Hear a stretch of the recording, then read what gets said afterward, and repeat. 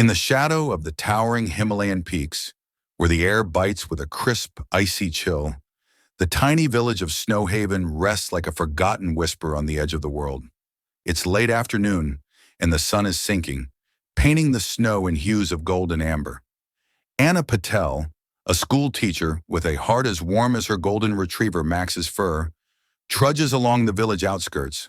Her boots crunch through the frost, each step a rhythmic echo in the stillness.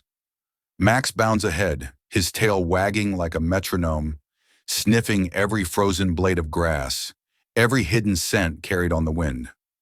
Then he freezes, his ears perk up, and a sharp bark pierces the quiet. Anna hurries over, her breath clouding in the frigid air, and there, near the jagged mouth of an old abandoned mine, she sees it, a pile of rocks trembling with faint, desperate mules.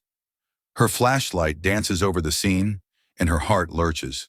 A snow leopard cub, its once pristine fur matted with dirt and blood, stares back at her with wide, terrified eyes, its tiny paws scrabbling against the stone trapping it. "Oh my God," she gasps, her voice trembling with awe and urgency. "It's a snow leopard cub. It's trapped in the mine." She fumbles for her phone, her fingers numb from the cold, and calls for help. Within minutes, the village comes alive. Footsteps crunching, voices rising, a crowd gathering at the mine's edge under the fading light. Among them is John Thompson, a man carved from the mountains themselves, his face weathered by years underground. Once a master miner, now retired, he's a shadow of his former self, haunted by a collapse that stole his crew and left him with scars, both visible and hidden deep within, where PTSD festers. Anna's eyes lock onto him, pleading through the twilight. "John, we need you. You know this mine better than anyone alive."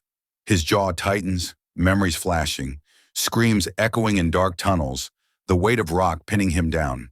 He hesitates, his breath ragged, then nods, voice low and gravelly. "All right, but we need to be careful. That mine, it's a beast waiting to swallow us whole."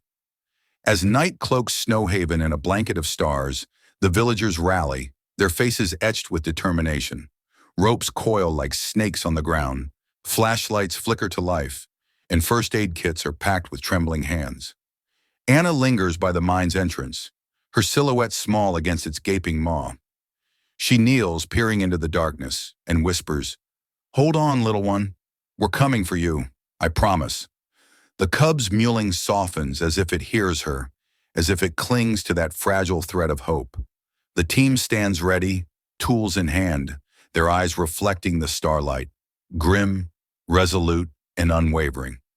The rescue is set for dawn, but tonight, the weight of what's to come hangs heavy, a silent promise in the frozen air.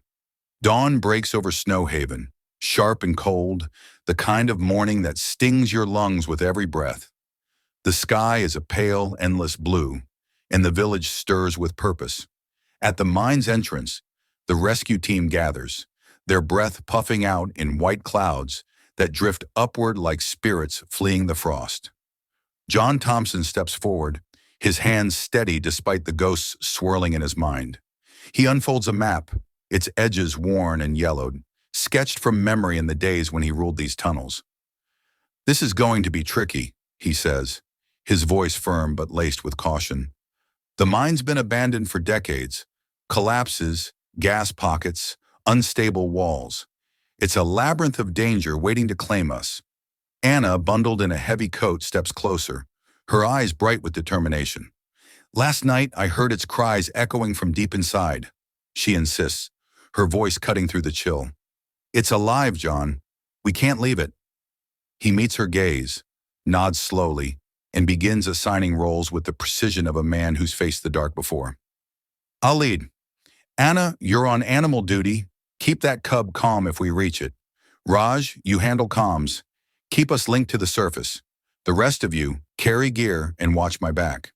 The team moves like a well-oiled machine, though their hands tremble with the weight of the task. Ropes are checked and double-checked, their fibers rough against calloused palms. Flashlights hum to life, casting beams that dance across the snow like restless spirits. Anna kneels beside John as he packs his bag, her voice soft but firm. "Thank you, John. I know this isn't easy for you, stepping back into that place. He pauses, his eyes distant, then sighs, a sound heavy with years of buried pain. It's been too long since I've faced those tunnels, but I can't let that cub suffer. Not if I can help it. Raj jogs up, his arms laden with extra batteries and a radio, his grin a flicker of warmth in the cold. Priya, the village nurse, follows, her first aid kit bulging with bandages, antiseptics, and hope. She checks each item twice, her meticulous care a silent vow to keep them safe. As the sun climbs higher, John stands, his silhouette stark against the icy landscape. "All right, team, let's go," he commands, and they step into the mine's gaping mouth, swallowed by shadows. The air inside is damp and heavy, thick with the musty scent of forgotten earth and minerals. John leads, his boots scraping against loose gravel, his voice a steady beacon in the dark. "Watch your step. There might be loose rocks, hidden drops. Stay sharp." They move slowly, deliberately, the tunnel walls closing in like a predator's jaws. After an hour of creeping forward, their lights flickering against jagged stone, they reach a fork, two paths branching into the unknown. A faint mewling drifts from the right, weak but unmistakable. Anna's breath catches. "That's it! It's down there!" John studies the paths, his brow furrowed, then points right. "We go this way. Stay close." The team follows, tension coiling tighter with every step. The cub's cries a fragile thread pulling them deeper into the abyss. The mine swallows them whole, its darkness a living thing that presses against their flashlights' feeble beams. The air is cold, damp, and thick with the scent of disuse. Earth untouched by sunlight for decades, laced with the faint tang of minerals long since mined dry. John leads the way, his steps cautious, deliberate, each one a battle against the memories clawing at his mind. Screams falling rock, the suffocating weight of collapse. He calls back, voice steady but taut. "Watch for loose rocks or holes." This place doesn't forgive mistakes. The team follows, their breaths shallow, their footsteps echoing in the cavernous silence, punctuated only by the drip, drip, drip of water seeping through ancient cracks. For an hour they press on, the tunnel narrowing, the walls rough and unyielding against their shoulders. Then a wall of debris looms ahead, jagged stones piled high, a testament to some long-ago collapse. "Looks like the mine's shifted," John mutters, running a hand over the rubble. They set to work, hands trembling as they clear a path. Squeezing through one by one, their lights flickering like fireflies in the gloom. Suddenly, Anna freezes. "Listen," she whispers, and they do. Silence broken by a faint, pitiful mewling echoing from deeper within. "It's the cub," she says, her voice trembling with hope and fear. They nod, pressing forward, the sound growing louder, a beacon in the dark. But fate strikes. A loud crack splits the air, and the ceiling behind them collapses in a roar of dust and stone, sealing their path back. "We're trapped," Anna gasps, her voice barely audible over the settling debris. John's face hardens, but he keeps calm, his voice a lifeline. "We'll find another way out. First, we get that cub." They move on, the mewling guiding them like a siren's call through twisting tunnels, until they reach a chamber half flooded with icy meltwater, its surface glinting in their lights. No cub in sight. They fan out, searching every shadow, every crevice, until Raj points to a narrow passage branching off, barely wide enough to crawl through. "The sound's coming from there," he says. One by one, they squeeze through, the walls scraping their coats, their breaths ragged in the tight space. On the other side, a larger chamber opens up, its floor littered with fallen rocks. And there, behind a towering pile of unstable stone, Lumi's cries ring out, loud, desperate, alive. "There it is!" Anna exclaims, her voice breaking with relief. But the rocks shift ominously as she steps closer, blocking their path to the cub. John kneels, inspecting the pile, his hands steady but his eyes dark with worry. It's unstable. One wrong move, and it could bury us all. The team stands frozen, their lights trembling in their grip. The cub's cries a haunting melody in the suffocating dark. They're so close, yet so far, with no way back and danger ahead, trapped in a race against time and the mind's unforgiving heart. The chamber echoes with Lumi's cries, a sound that twists Anna's heart as she stares at the unstable rock pile separating them from the cub. The air grows heavier, tinged with a faint, acrid whiff that makes her nose wrinkle. Gas, she murmurs, and John pulls out a battered methane detector, its needle twitching. Methane, he confirms, voice low and urgent. No sparks, no sudden moves. We're walking a razor's edge here. They set to work, their hands moving with agonizing care, using picks and shovels to chip away at the rocks. Every clink of metal on stone feels like a heartbeat, every shift a threat of collapse. Hours crawl by, sweat beating on their foreheads despite the cold, until a gap opens. And there's Lumi, its tiny form pinned beneath a slab of stone, its leg twisted, its eyes wide with pain and fear. We see it! Raj breathes, but joy turns to dread as they realize the slab's weight. Too heavy, too precarious. John directs them to brace the pile with wooden planks scavenged from the mine's depths, his voice steady but his hands trembling as memories flash. His crew crushed, his own screams swallowed by darkness. They're halfway through when the ground quakes, a sudden shift sending rocks tumbling. Raj yelps as debris pins him briefly, dust clouding the air, but he scrambles free, unhurt. That was too close, he gasps, and the team pauses, hearts pounding, eyes darting to the flickering ceiling. They resume slower now, threading ropes around the slab, pulling with measured force. Lumi cries out, a sharp pain sound that cuts through Anna like a knife, its struggles making the rock shift again. Another rumble rolls through the mine, deeper, angrier, a warning from the earth itself. We need to hurry, John says, his tone clipped. But the gas thickens, the walls groan, and every move feels like tempting fate. They widen the gap, Lumi's injury clear now, a sprained leg, matted fur streaked with blood. But the pile shifts once more, trapping their ropes and a shovel beneath a cascade of stone. John lunges to free it, and a chunk of ceiling falls, pinning his leg for a heart-stopping moment. He grunts, pulling free, his face pale but resolute. I'm fine, he lies, voice tight with pain, as Anna and Raj press on alone, their lights dimming in the dust-choked air. The cub's cries weaken, its strength fading, and the mine's dangers close in. Gas, instability, the ever-present threat of collapse. They're so near, yet every second tests their courage, their hope hanging by a thread in this unforgiving abyss. After hours of battling gas and crumbling stone, they reach Lumi's prison, a cavern where shadows dance and the air hums with tension. The cub lies before them, fully visible at last, its delicate frame pinned beneath a heavy slab, its leg twisted at an unnatural angle, its body shivering with cold and fear. We've found it, Anna whispers, her voice a mix of relief and dread, tears prickling her eyes as she takes in the sight. John kneels beside her, his face etched with exhaustion, assessing the scene with a miner's eye. We need to lift that rock carefully, he says, his tone measured but urgent. One wrong move, and we could hurt it, or bring this whole place down on us. Raj peers over their shoulders, suggesting, ropes and pulleys might work, but the chamber's instability looms like a storm cloud, every crevice a potential trap. Anna notices Lumi's labored breathing, its tongue dry and cracked. It's dehydrated, she says, pulling a water bottle from her pack and dripping it gently toward the cub. Lumi laps at it, eyes flickering with a spark of life, and Anna's heart swells. Hang in there, little one, she murmurs, her voice a soothing balm. The team debates, sedation's out, no tranquilizers on hand. Levers risk collapse. Brute force could kill the cub.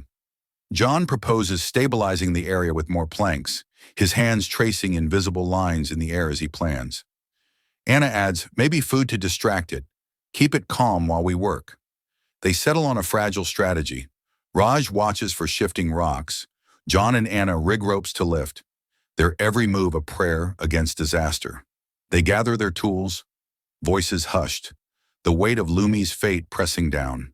The cub's eyes follow them, wide and trusting despite its pain. a silent plea that fuels their resolve. As they position the ropes, another rumble shakes the mine, dust raining from above, the walls groaning like a wounded beast. John freezes, his breath catching, a flashback seizing him, rock-crushing bone, darkness closing in. He shakes it off, gripping the rope tighter, and nods to Anna. "We're ready," he says, voice steady despite the storm within. The act ends with them poised to act, Lumi's life hanging in the balance, the mine's threats echoing louder, a heartbeat away from triumph or tragedy. The moment of truth arrives in the dim, trembling chamber. John and Anna grip the ropes, their knuckles white, while Raj stands watch, his eyes darting to every shadow, every quiver in the stone. Anna leans close to Lumi, her voice soft as a lullaby. "It's okay, little one. We're here to help. Just hold on." They pull, slow and steady, the slab inching upward, dust swirling in their lights. Lumi whimpers, its pain cries piercing the silence, but the rock lifts, hope glimmers. Then chaos strikes. A sudden shift snaps the ropes, a minor collapse sending stones crashing down, dust choking the air. "Stop!" Raj yells and they freeze, hearts hammering, waiting for the mind to settle. No further fall, just an eerie quiet, and they try again, slower, more cautious, sweat dripping despite the cold. Lumi's cries grow sharper, its legs still pinned, and Anna fights tears, whispering encouragements as they pull. They're close, so close, when another crack splits the air above. Debris rains down, a jagged chunk pinning John's arm against the floor. He grunts, pain flashing across his face but wrenches free, blood seeping through his sleeve. "Keep going," he growls, voice raw, refusing to falter. Anna nods, her hands shaking as they haul again, and finally, the slab lifts clear. Lumi staggers free, limping on its injured leg, its fur matted, but its spirit unbroken. Relief floods them, a fleeting wave of joy, until a deafening rumble shakes the mine, the walls shuddering, promising more collapse. They scoop Lumi into a blanket, its warmth a fragile shield, and turn to flee. The cub's weight is light in Anna's arms, its heartbeat a faint pulse against her chest, but the danger is heavy, omnipresent. The chamber groans, rocks tumbling behind them, dust rising like a tidal wave. John limps ahead, Raj supporting him, their lights flickering as the mine fights to keep them. They've freed Lumi, but freedom comes at a cost. Their escape is uncertain, the path ahead a gamble against a collapsing world.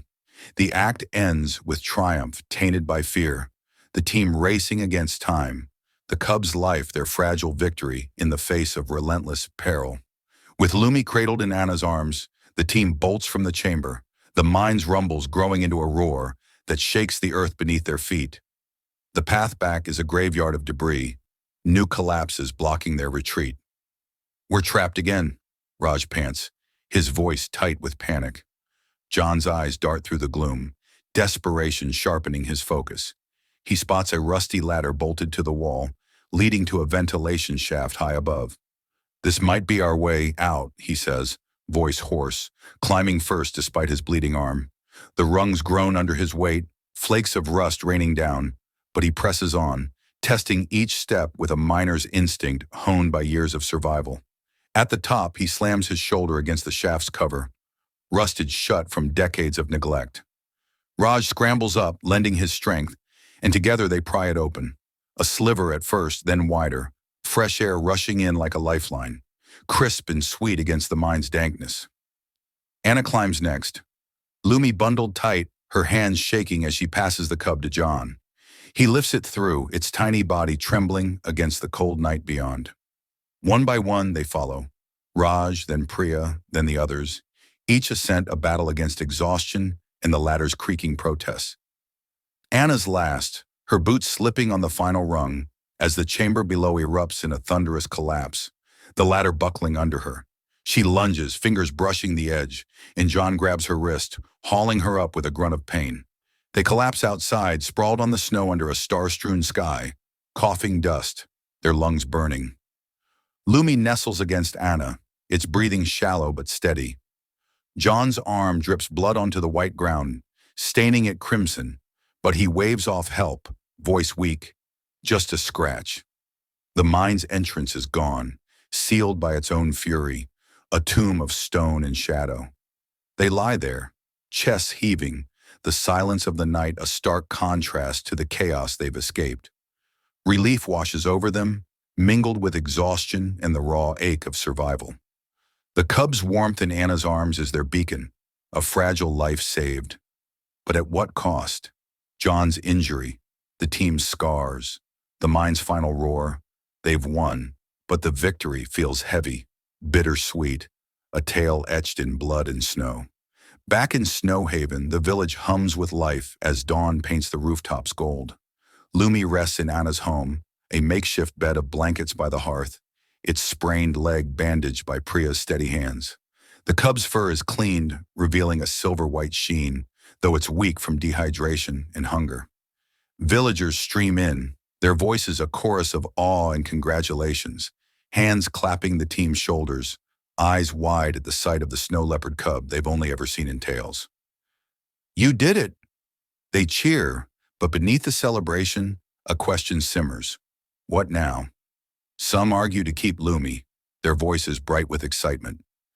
"It could be our mascot," one says, "safer here than out there." Others nod, imagining the cub growing up among them, a symbol of their courage. Anna kneels by Lumi, stroking its head, her voice firm but gentle. Lumi's wild. It belongs in its habitat, not caged by our love. John, his arm now in a sling, steps forward, his presence commanding despite his pallor. "Snow leopards are endangered," he says, his words heavy with conviction. "We didn't pull it from that mine just to trap it here. We need to help it return." The room quiets, the weight of his truth sinking in. Debate stretches into hours, voices rising and falling, until the council gathers, their decision slow but sure. They'll contact a sanctuary, a place where Lumi can heal and thrive. Days pass, and Lumi grows stronger, sipping water, nibbling meat, even batting at Max's tail with a flicker of playfulness that lights up the room. The village watches enchanted, their bond with the cub deepening, a living reminder of their unity, their risk, their triumph. Anna and Priya tend to it tirelessly, their hands gentle, their whispers a constant comfort. John sits nearby, his eyes softening as he watches, the pain of his past easing with each of Lumi's small victories. The act ends with the sanctuary's call confirmed, a truck on its way, hope blooming amidst the bittersweet farewell. They've saved Lumi, but letting go looms large, a sacrifice for the wild, a testament to their love, etched in every glance at the cub they've come to adore. Weeks later, the mountain sanctuary looms against the horizon, its peaks dusted with snow, a haven carved from the wild itself. Lumi rides in a crate beside Anna and John, the truck rumbling over rocky paths, their faces a mix of pride and quiet sorrow. Dr. Patel, a big cat vet with kind eyes and steady hands, greets them, examining Lumi with care. "Sprained legs healed well," he says, his voice warm.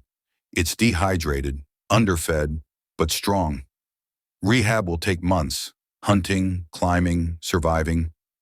Anna nods, her hand resting on the crate. "We want what's best for it," she says, her voice thick with emotion. John echoes, "It's a fighter, deserves a chance out there." They step back, watching as trainers lift Lumi into a spacious enclosure, its walls mimicking the rugged cliffs of its home. Months unfold in visits, Anna and John trekking up winding trails, their boots crunching snow, their breath fogging in the chill. They watch Lumi transform, its coat growing thick and lustrous, its movements swift and sure. Trainers teach it to stalk prey, to scale rocky outcrops, their patience a mirror to the cub's growing strength. One day Anna gasps as Lumi leaps to a high ledge, its eyes sharp, its body a blur of grace. "It's amazing how much it's changed," she says, awe threading her words. John smiles, rare and genuine, proud of its progress. "Look at it go."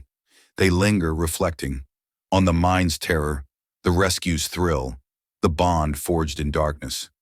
"This changed us," Anna murmurs, and John nods. We should do more. Protect what's out there. The idea sparks a conservation group for Snowhaven, a legacy born of Lumi's fight. The act ends with Lumi thriving, its wild spirit rekindled, Anna and John sketching plans by lantern light, maps, ideas, a vow to safeguard the mountains. Their connection to the cub deepens, a thread of hope weaving through their lives, pulling them toward its final chapter, a release that looms both joyous and heart-wrenching. Spring dawns bright and warm, the forest clearing alive with the hum of life, birds chirping, snow melting into glistening streams. Lumi's crate sits at the edge, its door a gateway to freedom, surrounded by Anna, John, the villagers, and Dr. Patel, their faces a tapestry of anticipation and farewell. The cub's coat gleams, its legs strong, its eyes bright with the wild it's reclaimed.